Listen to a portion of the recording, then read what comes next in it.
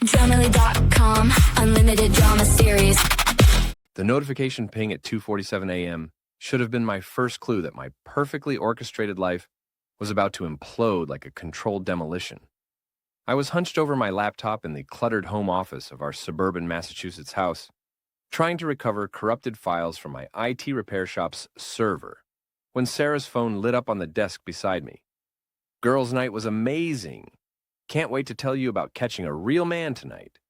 Your husband's so clueless, he thinks antidepressants fix everything, LOL." The message was from her best friend Jessica, and it was displayed right there on the lock screen because Sarah never bothered with privacy settings. Why would she? I was just Eddie, the reliable IT guy who fixed everyone's computers and never asked questions. My fingers froze over the keyboard. 22 years of marriage. And apparently, I'd been demoted to a punchline about mental health medication. The Prozac I'd been taking for 6 months after my dad died wasn't exactly a state secret, but hearing it weaponized in casual conversation felt like getting sucker punched in a dark alley. I stared at that message until the screen went black, then picked up Sarah's phone. No passcode, another sign of how little she thought of my detective skills. The full conversation thread made my stomach drop into my shoes. Jessica: "So how's Operation Upgrade going?" Sarah: "Trent's incredible. Finally found someone who appreciates real ambition instead of hiding behind blue-collar mediocrity." Jessica: "When are you telling Eddie?" Sarah: "Why rush? He's so buried in his little computer world. I could probably move Trent in and Eddie wouldn't notice for weeks." I scrolled through weeks of messages, each one a fresh knife twist. Detailed descriptions of their encounters at the Riverside Motel, mockery of my depression, my business, my pathetic attempts at romance, plans to clean out our joint accounts after she established residency with her new boyfriend.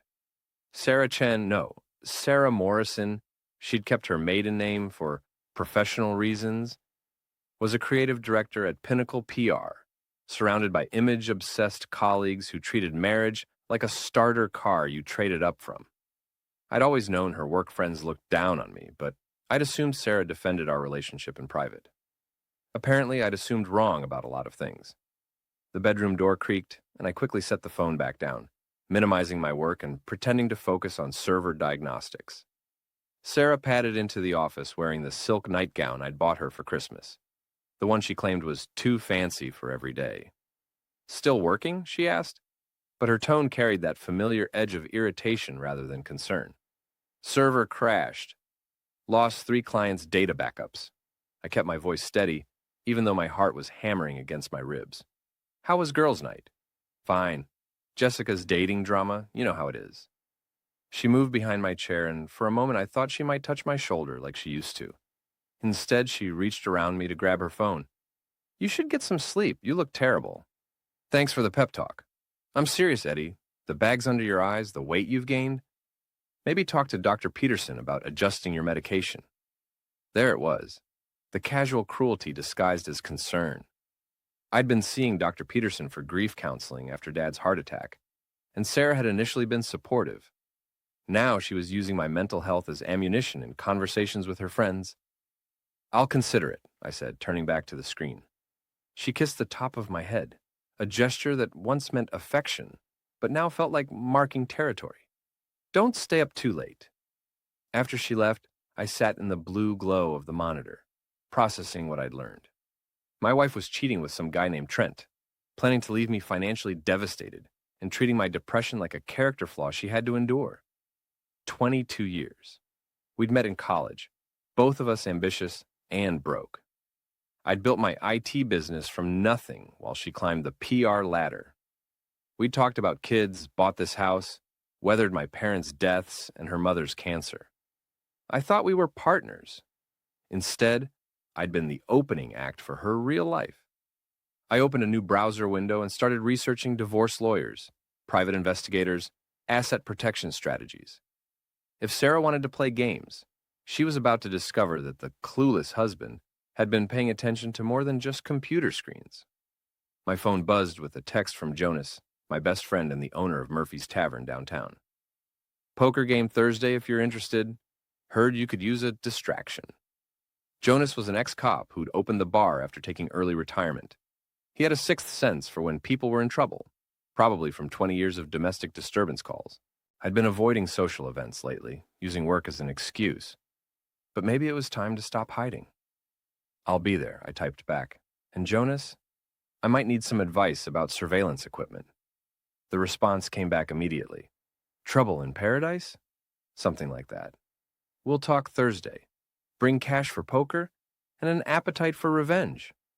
I smiled for the first time in weeks. Sarah thought she was playing chess while I fumbled around playing checkers. She was about to learn that I'd been studying the board a lot longer than she realized. Thursday night at Murphy's Tavern felt like stepping into a Raymond Chandler novel. Dim lighting, worn leather booths, and the kind of honest conversation that only happened over whiskey and poker chips. Jonas had cleared out the back room for our weekly game, which usually included Tommy from the fire department, Marcus the electrician, and Dave, who ran the auto shop on Elm Street. Tonight it was just Jonas and me. So, Jonas said, dealing the cards with practiced efficiency, want to tell me why you're suddenly interested in surveillance equipment? Or should I pretend this is about catching employees stealing office supplies? I picked up my cards, pair of eights, nothing spectacular. Sarah's cheating. Jonas didn't even blink. How long have you known? Since Monday night. Found text messages on her phone. And you haven't confronted her because? Because I'm not stupid. I tossed 2 chips into the pot. She's planning to clean me out financially and make it look like I'm the bad guy. Probably claim I'm mentally unstable because of the antidepressants. Jonas raised my bet. Smart Money says she's been setting this up for months. The depression angle gives her ammunition for a contested divorce. That's what I'm thinking, I called his raise. What would you do? Legally. Document everything? Protect your assets? Hire a good lawyer. Jonas flipped 3 cards onto the table. 2 eights and a king. Personally, I'd make sure she regretted underestimating me. I kept my expression neutral despite hitting 3 of a kind. What kind of documentation? Photos, videos, financial records, witness statements. Build a case that makes her lawyer advise settlement instead of going to trial. Jonas studied his cards. The Riverside Motel has security cameras in the parking lot. Manager owes me a favor from the old days. That's not exactly legal. Neither is adultery and financial planning to defraud a spouse. But here we are. Jonas met my bet. Question is, how far are you willing to go? I thought about Sarah's laughter in those text messages, the casual cruelty of using my grief and depression as entertainment for her friends. Further than she thinks. We played in comfortable silence for a few minutes, the kind of quiet that only came with old friendships. Jonas and I had known each other since high school, back when he was the star quarterback and I was the kid who fixed the scoreboard electronics. He'd always been the popular one, but he never made me feel small about it. Tell me about this Trent character, Jonas said finally. All I know is what I read in the messages. Some kind of consultant at her firm, younger than me, apparently very impressed with his own ambitions. Pinnacle PR, right? I know a guy who does their security installations. Might be worth a conversation. My phone buzzed with a text from Sarah. Working late tonight, don't wait up. I showed Jonas the message. He snorted. Working late at the Riverside Motel, maybe. Probably. I folded my hand despite the 3 eights. You know what kills me? I actually believed her when she said she was worried about my mental health. Thought she was being supportive. Narcissists are good at that, Jonas said. They...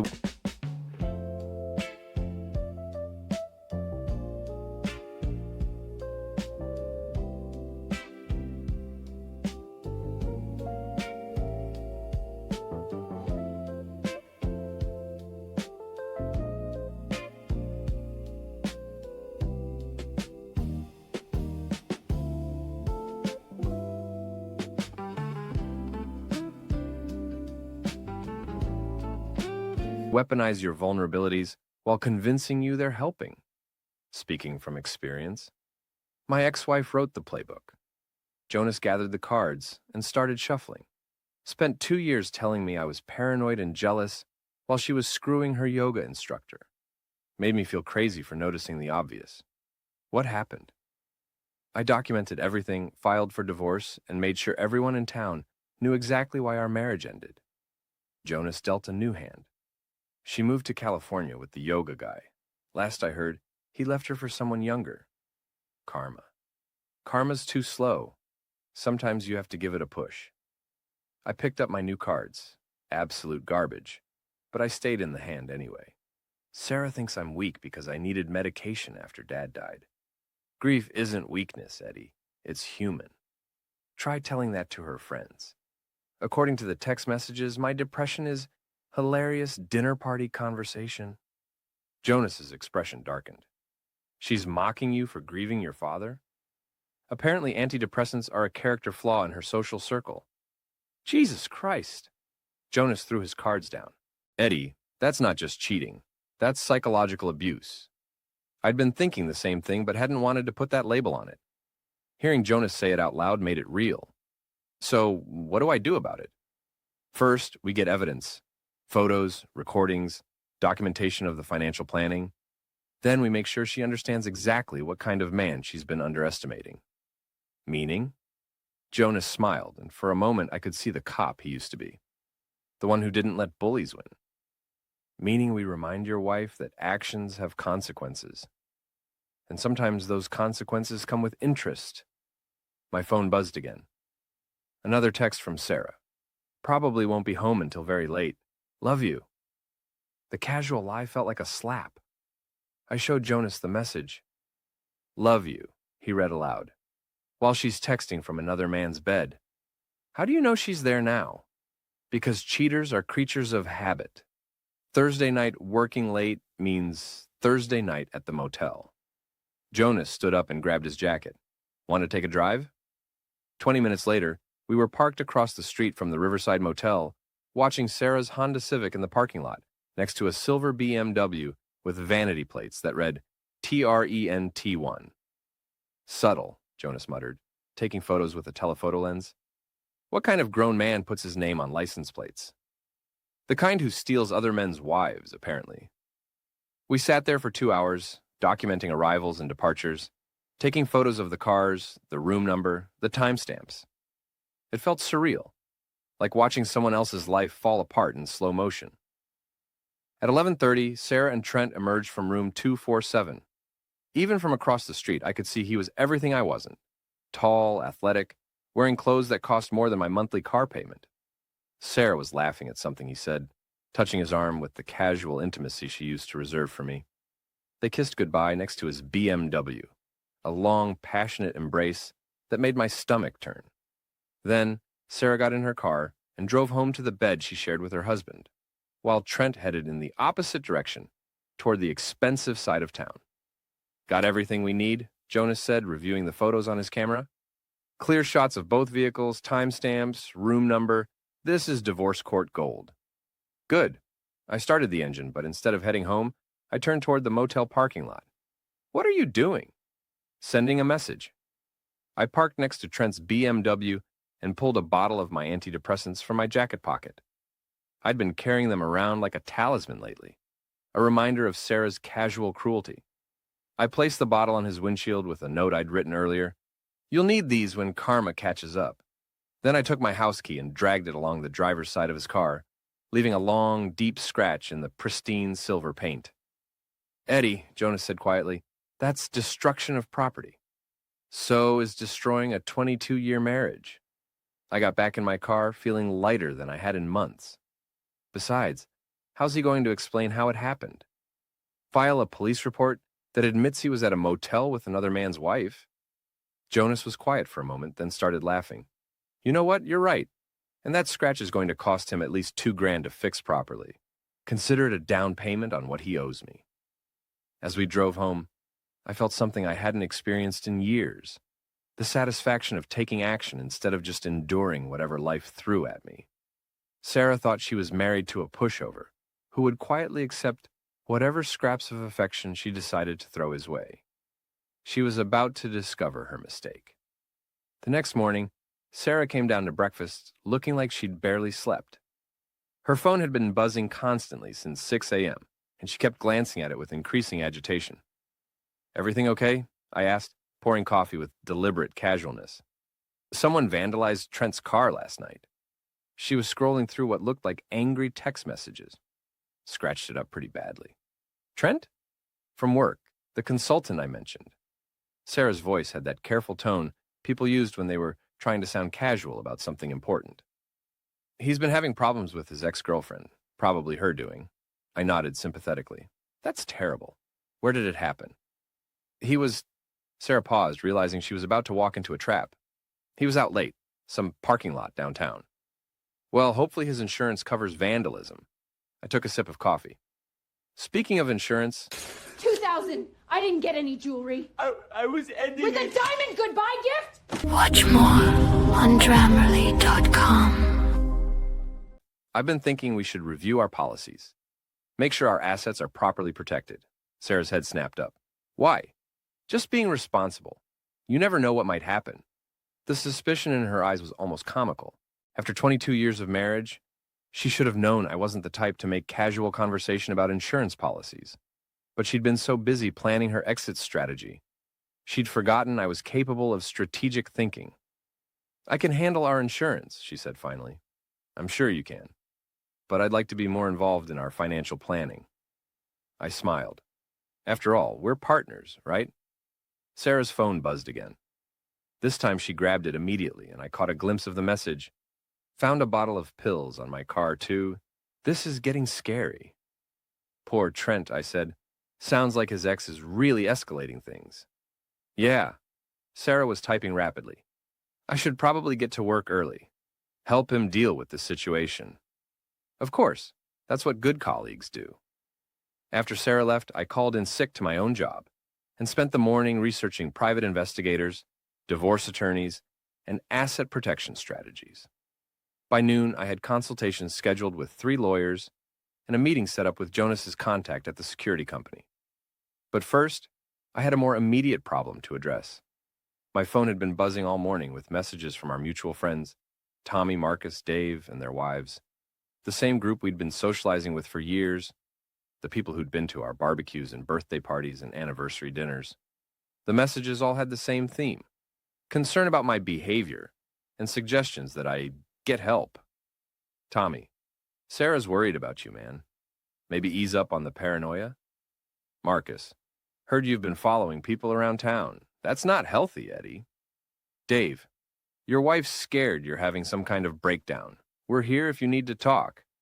It was a coordinated campaign, obviously orchestrated by Sarah to make me look unstable. She was already building her narrative for the divorce. The depressed husband who became paranoid and erratic, forcing his loving wife to seek comfort elsewhere. I was impressed by the strategy, even as it infuriated me. By Thursday, the pressure had reached a breaking point. Our usual poker game was scheduled for that night, but instead of meeting at Murphy's Tavern, Tommy had suggested we meet at his house. More private, he'd said. Better for serious conversations. I knew what was coming. An intervention. My friends were going to sit me down and explain why I needed to stop harassing my wife and her colleague, probably with a lot of concerned looks and gentle suggestions about increasing my medication. Jonas picked me up at 7, and we drove to Tommy's house in silence. I could feel his tension, the way he kept glancing at me like he was worried I might do something unpredictable. You know this is a setup, right? I said finally. Yeah, I figured. Jonas pulled into Tommy's driveway. They're good people, Eddie. They're just getting played. I know, but that doesn't make this any less humiliating. Tommy's living room felt like a courtroom when we walked in. Marcus and Dave were already there, sitting on the couch with expressions of forced casualness. Tommy was pacing by the fireplace, clearly uncomfortable with whatever role he'd been assigned in this drama. Eddie, Tommy said, we need to talk. About what? About Sarah. About the way you've been acting lately. Marcus leaned forward, using the voice he probably reserved for talking jumpers off ledges. We're worried about you, man. Worried how?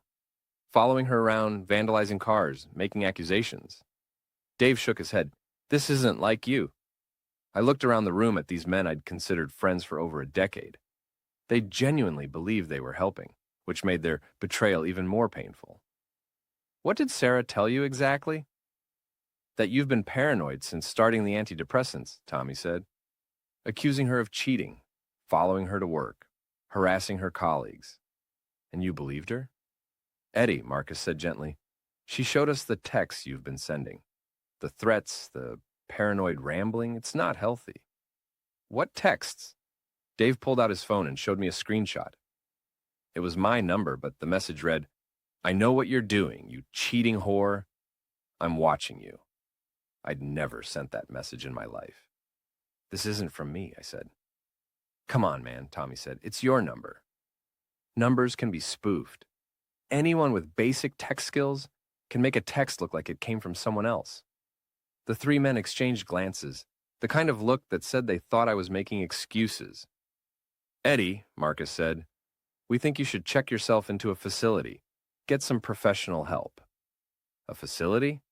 Just for a few days, until the medication gets balanced out. I realized what was happening. Sarah wasn't just building a case for divorce. She was trying to have me committed. If I agreed to get help, it would be admission that I was mentally unstable. If I refused, it would be evidence that I was in denial about my condition. Either way, she won. And if I don't agree to this, then we'll have to consider other options, Tommy said quietly. Like what? Like calling the police about the harassment and vandalism. I looked at Jonas, who'd been silent through the entire conversation. He was staring at his hands, jaw clenched with suppressed anger. Jonas, I said, you have anything to add to this intervention? He looked up, and I saw 20 years of friendship in his eyes. Yeah, I think you're all being played by a woman who's smarter and more manipulative than any of you realize. Jonas, Dave started, but Jonas cut him off. Did any of you actually investigate these accusations? Did you ask to see the original texts instead of screenshots? Did you wonder why Eddie would suddenly start acting completely out of character? We're trying to help our friend, Marcus said. No, you're helping his wife destroy him. Jonas stood up, and you're too stupid to see it. The room erupted in angry voices, accusations flying back and forth. In the chaos, I slipped outside and called Sarah's number from Tommy's landline. She answered on the second ring. Hello? It's me. Eddie? Why are you calling from Tommy's phone? Because I wanted to hear your voice when I told you that your little intervention failed. Silence. I don't know what you're talking about. The fake text messages. The coordinated campaign to make me look unstable. The plan to have me committed so you can claim I'm mentally incompetent. More silence. Eddie, you're scaring me. Good. Because you should be scared. I kept my voice calm, controlled. I know about Trent. I know about the Riverside Motel. I know about your plan to clean out our accounts and leave me with nothing. I think you need help. I think you need a better lawyer. Because the one you're going to need is going to be very expensive. I hung up and went back inside, where Jonas was facing down three angry men who'd realized they'd been manipulated but weren't ready to admit it. We're leaving, I announced. Eddie, Tommy said, we're just trying to help. No, you're trying to help my wife commit fraud and adultery. I looked at each of them in turn. And when this is over, when the truth comes out, I want you to remember this moment. Remember that you chose to believe a liar over a friend. Jonas and I walked out into the night, leaving 20 years of friendship scattered behind us like broken glass. Well, Jonas said as we got in his car, that went about as well as expected. Better, actually. Now I know exactly who I'm dealing with. So what's next? I pulled out my phone and scrolled through my contacts until I found the number for the divorce attorney I'd researched earlier. Now we stop playing defense, I said, hitting the call button. Time to remind my wife that she married a man, not a victim. 3 weeks later, Sarah's carefully constructed world began to collapse like a house of cards in a hurricane. It started on a Tuesday morning when she discovered our joint checking account had been frozen. Then, the credit cards stopped working. By noon, the locks on our house had been changed, and she found herself standing on the front porch with a suitcase and a restraining order that prohibited her from entering the property. I watched from the living room window. She called Trent, her voice rising to near hysteria as she explained that her crazy husband had somehow managed to legally lock her out of her own home. What she didn't know was that I'd spent those 3 weeks documenting everything. Photos from the motel, screenshots of the real text messages between her and Jessica, bank records showing suspicious withdrawals that coincided with her girls' nights, a complete financial audit that revealed she'd been slowly draining our savings account for months. My lawyer, Patricia Hernandez, was a shark in a business suit who specialized in high-conflict divorces. She'd taken one look at my evidence and smiled the kind of smile that made opposing counsel consider early retirement. Your wife made a critical error, Patricia had explained during our first meeting. She assumed you were too depressed and passive to fight back. That assumption is going to cost her everything. The restraining order was just the opening move. Based on the fake text messages and coordinated harassment campaign, Patricia had convinced a judge that Sarah posed a threat to my mental health and financial security. The order didn't just keep her away from the house, it prevented her from accessing any joint accounts or making any major financial decisions without court approval. Sarah's next mistake was calling the police to report that I'd illegally changed the locks. The responding officer was a friend of Jonas's who listened patiently to her story, then explained that the restraining order gave me full legal right to secure the property. When Sarah started screaming about her belongings, the officer offered to escort her inside to collect essentials, but warned that any attempt to remove items not specifically listed in the court order would result in theft charges. I met them at the door with a detailed inventory of everything in the house, including photographs and serial numbers for all electronics and valuables. Sarah could take her clothes and personal items, but everything else stayed put until the divorce was finalized. "This is insane," she told the officer. "He's having a mental breakdown." "Ma'am," the officer replied, "from what I can see, your husband is following proper legal procedures. If you have concerns about the restraining order, you'll need to address them through the court system." While Sarah packed her suitcase, I sat in the kitchen reviewing the final piece of my revenge strategy. Jonas had delivered it that morning, a manila envelope containing surveillance photos, financial records, and a detailed report on Trent Morrison, the man who'd been sleeping with my wife. Trent, it turned out, wasn't quite the successful consultant Sarah thought she'd landed. He was actually a failed model turned social media influencer who made his living scamming lonely women through dating apps and social media. His consulting work at Pinnacle PR was unpaid, an internship he'd talked his way into by claiming connections he didn't have. The BMW with the vanity plates, leased under his mother's name because his credit was too damaged to qualify for financing. The expensive clothes, knockoffs purchased from overseas suppliers, and resold to his Instagram followers at massive markups. Sarah had left her husband for a con artist, who was even more financially unstable than she'd accused me of being. But the real bombshell was buried deeper in the report. Trent wasn't just scamming random women. He was specifically targeting the wives of small business owners, using his looks and charm to extract information about their husbands' finances. Sarah wasn't his first married conquest, and she wouldn't be his last. She was a mark, not a girlfriend. I was still processing this information when Sarah came downstairs with her suitcase, escorted by the patient police officer. "This isn't over, Eddie," she said, trying to project confidence, despite the obvious panic in her eyes. "You're right," I replied calmly. "It's not over. It's just getting started." After they left, I called Jonas. Phase 2? Already in motion. My contact at Pinnacle PR is very interested in learning about their new consultant's background. Apparently, several clients have been asking questions about missing jewelry after company events. And the other thing, Trent's landlord received an anonymous tip about illegal subletting and unreported income. Building inspection is scheduled for tomorrow. I felt a moment of guilt about the collateral damage, then remembered Sarah's laughter in those text messages, her casual cruelty about my grief and depression. She'd chosen to weaponize my mental health struggles for her entertainment. Now she could learn what real consequences felt like. The next morning, I drove to my office for the first time in weeks. My employees, 3 young techs who'd been running the business while I dealt with my family emergency, greeted me with obvious relief. "Boss," said Kevin, my lead technician, "we've been getting calls all week from people asking if you're okay. Something about you having a breakdown?" "Just some personal issues that are now resolved," I said. Anyone specific asking questions? Mostly wives of your poker buddies. Mrs. Patterson, Mrs. Chen, Mrs. Rodriguez. They seemed really concerned. The coordination was impressive. Sarah had mobilized an entire network of concerned wives to spread the narrative that I was mentally unstable and potentially dangerous. In a small community like ours, that kind of gossip could destroy a business overnight. Time to control the narrative. I spent the afternoon calling every client, every vendor, every business contact I'd built relationships with over 15 years. I didn't go into details, but I made it clear that I was the victim of a deliberate campaign of harassment, and that anyone spreading rumors about my mental health or business practices would be hearing from my attorney.